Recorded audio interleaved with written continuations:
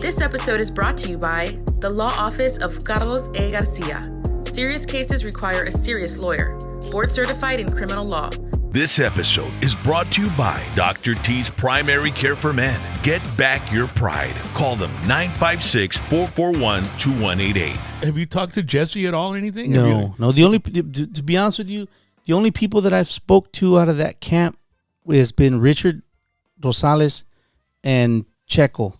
And Checo has been through text message, and Richard, actually, we spoke 2 days ago, and Richard and I, him and I, it's funny, man, because when I first joined the band, I didn't know Richard, and as soon as I got in the band, the first thing I did was go to record the record. So when we on our way to the Valley, or we're coming here to the Valley to record at Pro Sound, I'm in the car with Richard. Richard Rosales is the bajo sexto with the long hair and eyeliner. Yeah, and great guy. Oh, great guy. Freaking amazing ear in the studio. He mixes. He and you know what? And believe it or not, he's got a badass voice. Sí. He has a badass voice. No, y tenía un grupo también antes que él estaba con. It was him and another guy from Freddie Records. Privilegio. Yeah. And they had some really good music. It never really hit mainstream, but it was really good stuff. Yeah. And so we actually spoke. Richard and I have spoke. What I was saying about the whole thing when I first joined the band is when I didn't know Richard. So on our way to the Valley, we were stuck in a car together. So we got to know each other, and we ended up being really, really close through all the years. And we I guess it was a little bit of time that just kind of let things settle for a little bit. And then we just reached out to each other. And it, believe it or not, it was like the next day. We understood each other, and it had absolutely nothing to do with the band. You know what I mean? Absolutely nothing to do with the band, because it's the reason we talked 2 days ago. His mom had passed away about a month ago or 3 weeks ago, and I reached out to him and everything, and and we were talking, and we're brothers, man. You know what I mean? He does what he does, and I do what I do, and we left. Pero con Jesse no hablas nada, bro. Nah. No, at all. No. Do you ever see yourself talking with him, bro? So man, what's up with Buff Bagwell for the next 10, 20, 30 years, dude? I mean, you just got halfway into your life. Let's go 50. Let's go 5 or 10. And I don't even know that answer. I really don't, except just I have contacted AEW. You want to get back into business, man, for sure. Oh yeah, I'm gonna get back. But Chris Jericho, you said he doesn't like you, man. I mean, I don't know that for fact, but I mean, that's what I think. I don't know. I mean, I love Chris Jericho to death. We had a great time in Japan together. Well, Sting's there, man. Sting ought to put a good word in for you, man. Yeah, but put him in the references or something. But he has once before, and I fucked it up. 13. So how old are you right now? 52. 52, so 13. You were probably about 1985, 84? Yeah, it was that was a great era for that music, dude. Iron Maiden was on top of the freaking world, dude. Eddie and all that. Yeah, that was cool. You had Peace of Mind, Number of the Beast, and then I mean that was a great era. The new wave of British heavy metal. You had Def Leppard. You had Judas Priest. You had Iron Maiden, dude. I wrestle in the UK a lot, so I remember when I first spent 3 months and I had a lot of downtime, and I tried to go to every pub Def Leppard played in when they're breaking in. Dude, that is so. You've definitely been blessed to be able to be all over the world and survive the crazy life and all that shit, bro. Yeah, I've been around the world without somebody yelling at me to do push-ups or shooting bullets over my head. Yeah. So I went out there. The only danger I put myself in, it was me putting myself in danger. Nobody else put me in any danger. So it was tremendous. But going back to that entrance, as it was showing and you're getting ready to open the show, I can remember I hear the music, and then I still feel like the butterflies a little bit. And I was watching it as it come up to the fire. I remember don't smile, because they never wanted me to smile. Yeah. They told me I couldn't smile. They said, why are you smiling?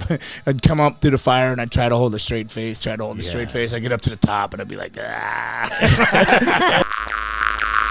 Going back to this about All Eyes on Country Music, will Black Nashville get the reckoning it deserves? It should. I always thought there's a lot of talent out there. Darius Rucker definitely. went. One of my favorite Kane artists. Brown. I like Kane Brown. Yeah, and one of my favorite was. No, I'm just joking. It's that. I like him. He's got a deep voice. Yeah, Charlie Pride is one of my all-time favorite artists, and he had some really cool songs, man. Is anybody going to San Antonio?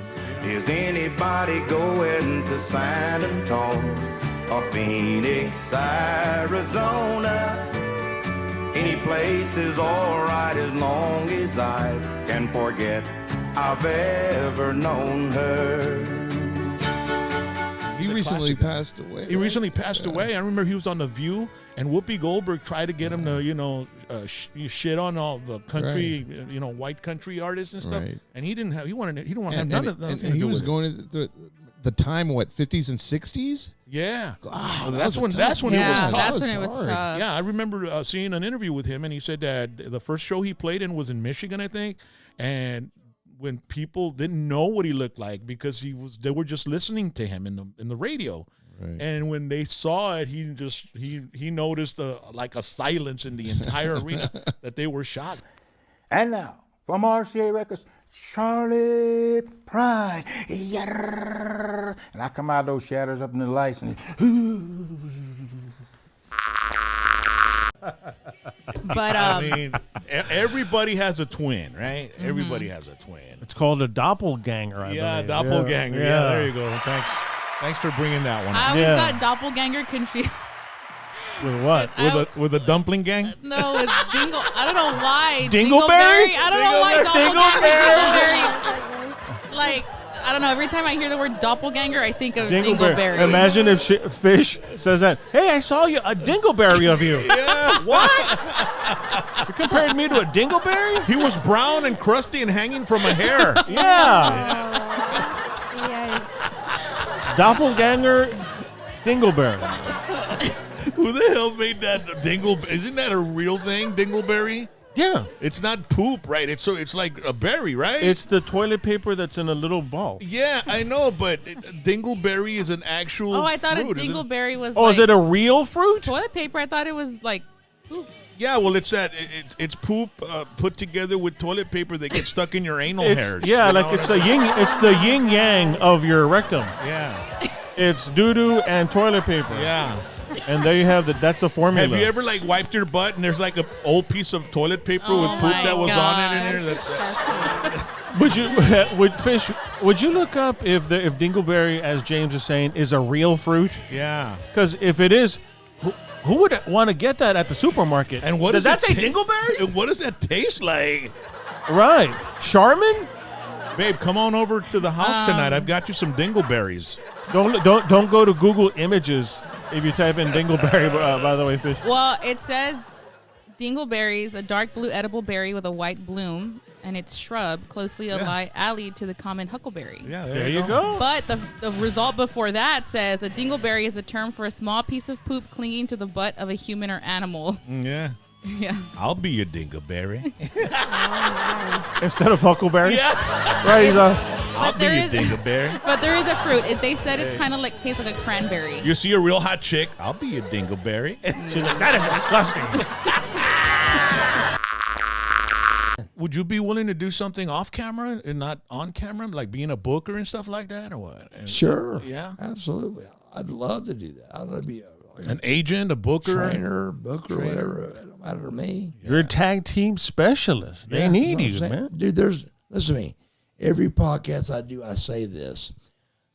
Everybody listening, I want you to tell me how many people you know that are a 6-time, and they say 5, but I can prove it that it's 6-time World Tag Team Champion with 5 different guys. And it's not out there. That's the kind of shit that don't get talked about.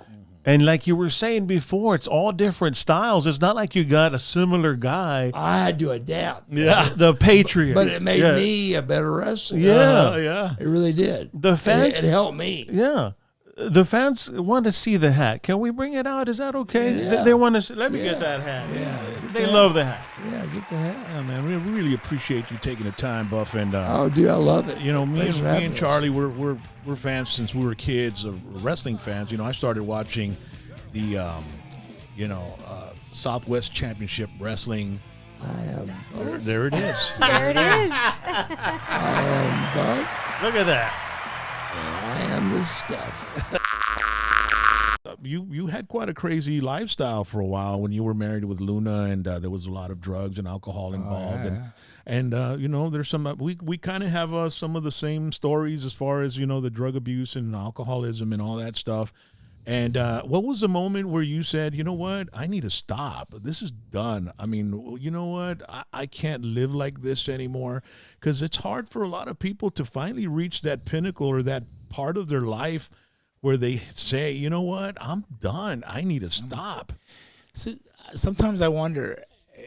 I used to say, well, of addicting personality, but like I think my addiction was trying to help Luna, who was extremely addicted. Like I did socially, I would do it, but I did it every day. So like I don't know how to justify it or how to make that even sound right, because like I could walk away. You could put a pile of coke right there. I'd be like, whatever, man. I'm always been good like that. But if she was gonna do it, I would do it with her, and then I would stay with her to protect her. Or if I spent money on it, I said, well, I paid for that, so I'm gonna do it too.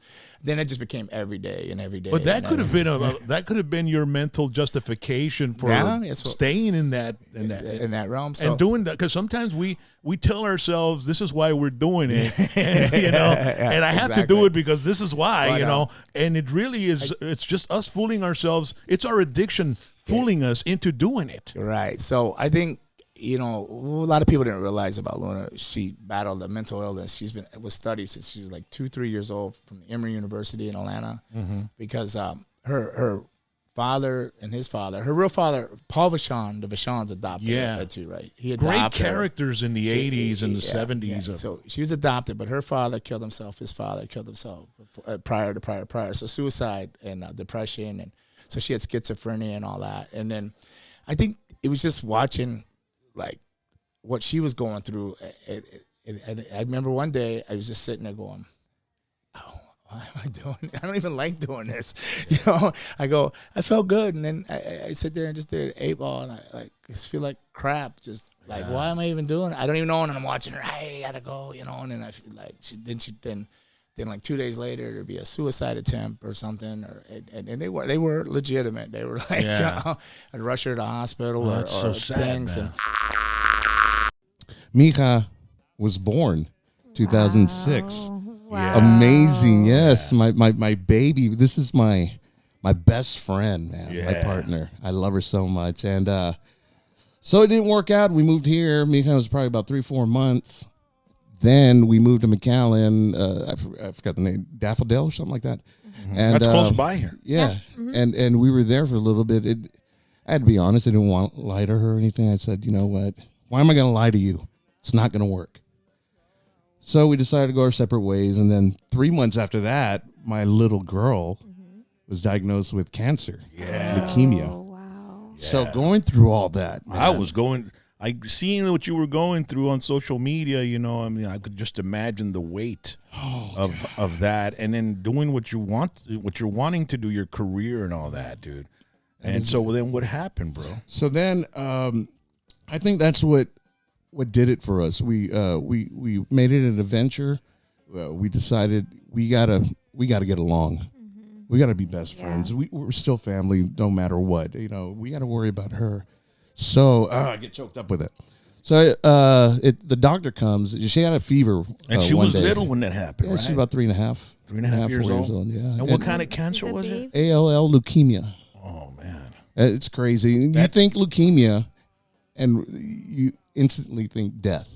And I had a concert that night with Aaron Watson, as a matter of fact. Yeah. And I was like, how am I gonna do this? Like, my poor little girl. How do I go on with life? And I had my thing with God. I was like, yeah, this. And I could imagine, bro. I mean, just getting that news, like, dude, is like devastating, bro. We tried so hard for years to have her, and then just to have her for a little bit. I go, I'm not taking that. No way. Wow. So we got to figure this out. So she had a fever one day, and I remember getting a call at 9 a.m, my stupid party days, man. They couldn't get a hold of me. Finally, my sister got a hold of me. She's trying to call you, blah, blah, blah. So she's like, we're at the doctor's office. She's about that white. You need to come in. He pointed at this. That's how pale she was. Wow. And my little girl's always been just jolly. I mean, she's always turned the negative into positive. I don't know if you ever see her. She's just smiling. She's just a happy little girl. That's what saved her, bro. I think so. But we had a hard time because we could never tell she was sick. You know, you see her in the hospital pictures, and she's doing funny, crazy-ass things, man. Aww. So her spirits are very high, man, you know. And the doctor did calm us down and said, look, I know you're thinking the worst, but it sounds ugly what I'm about to say, but this is what he said, his exact words. But it's not the bad one. And I'm like, well, to me, leukemia is bad all around, you know? Yeah. He goes, no. The survival rate on this is high. Out the door, yes. Mm-hmm. So they gave me a little hope. Didn't want to cry in front of my little girl. So about 3 hours after the news, I was like, I got to go. I got to make money. I have to. So I had a concert that night. Went over there. Had to keep a smile on stage. It was the hardest thing I've ever done, bro. I could imagine, man. And it was crazy. So we did make it an adventure. She was able to understand, so we did tell her the truth. Look, something's real bad. We're gonna make sure you're okay, and we explained everything to her, and she's like, "Okay, Dad." You know, she's just a jolly little girl, and she still is. You know, how old is she now, man? She's 14, gonna be 15 in June. Her quince is June, June 19th. She's a freshman varsity cheerleader. Wow. For Sherryland. Yeah, you know, the doctor said she's going to have a learning disability, a height growth problem, and blah, blah. She's fine. Wow. A's, B's.